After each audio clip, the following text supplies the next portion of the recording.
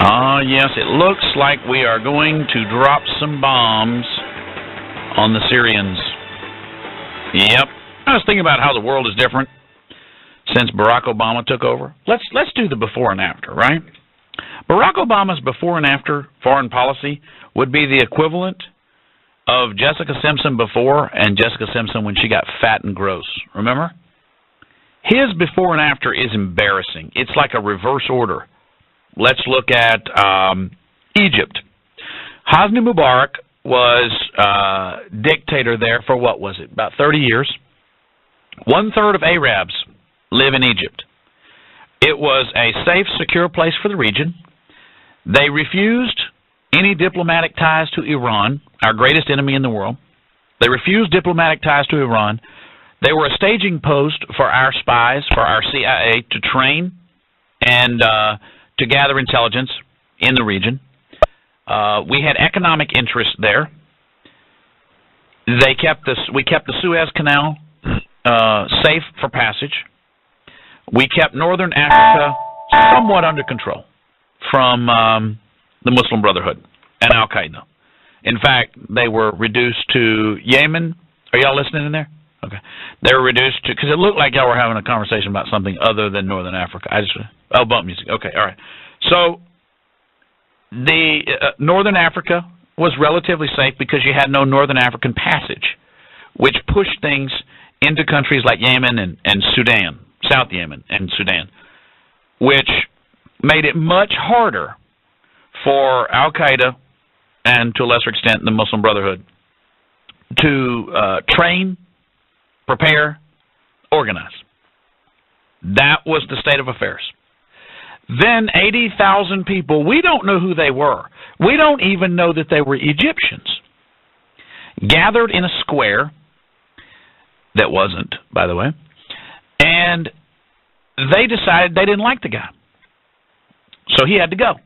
Barack Obama said, 80,000 people can never be wrong. I love a good crowd yelling for people. Maybe the guys inside's white and they're all black. Let's throw them out. That's how I came to power. So Mubarak was toppled. Immediately, Iran normalized relations with Egypt. Immediately, the country began having problems. Immediately, the Christians were persecuted. By the way, hat tip to Senator Rand Paul today, who tweeted that he no longer believes we should send aid to any country who persecutes Christians. Well said, my man. So anyway, so that was Egypt. The most critical nation in northern Africa was our friend, a friend of Israel, and a keeper of the peace in the region. Anybody observing would say that. This president, and remember Wolf Blitzer, they all said he's responsible for the Arab Spring.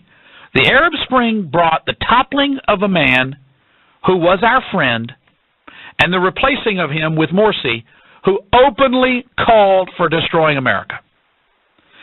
Coptic churches were destroyed. Christians attacked in the buses. Civil discord. And just short of civil war since then. Check, Barack Obama. Let's move to the west a bit, shall we? We'll skip Tunisia because it's not been in the news as much, but you could pretty much mirror what happened in Libya.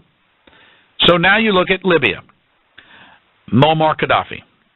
Regardless how the man spells his name, we had him under control.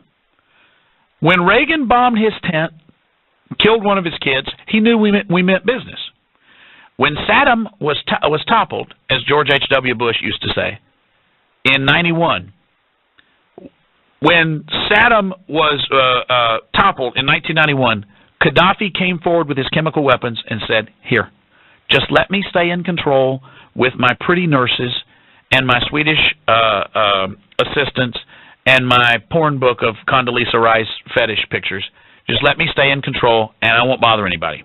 Fair enough. And so that Bedouin ran a nation of Bedouins who didn't bother anybody. No problems out of Libya. Another stronghold for American interests in northern Africa. There's a company based out of Houston that was laying pipe all over Libya, building massive construction projects, multi-million-dollar construction projects, for pipelines, for water and fuel. And Libya was sending that to power Western Europe. But most importantly, geopolitically, it was a safe country. But no, that wasn't good enough. Somehow Obama, in cahoots with that senile old John McCain, decided we got to topple him. We got to topple Gaddafi. We toppled Mubarak, we got to topple Gaddafi. Because Gaddafi didn't bother anybody anymore. Now, he wasn't a good guy. He brought the Lockerbie bombing suspect home when he wasn't really sick. But he wasn't bothering anybody. And the region was safe. And he kept the Muslim Brotherhood and Al-Qaeda from gaining a stronghold there because he didn't like them, because he knew they were a threat.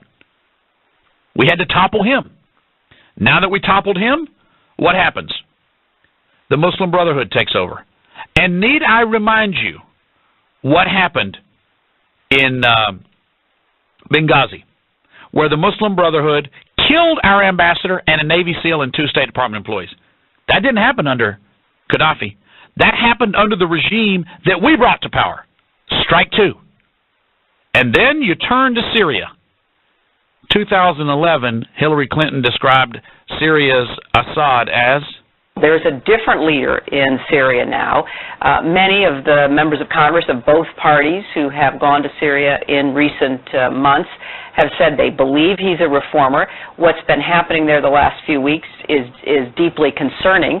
But there's a difference between calling out aircraft and indiscriminately strafing and bombing your own cities than police actions, which frankly have exceeded the use of force that any of us would want to see. Who laughs in the middle of a description of strafing and bombing cities? That woman's creepy in the worst possible way. So consider Syria when Obama took over, and Syria now.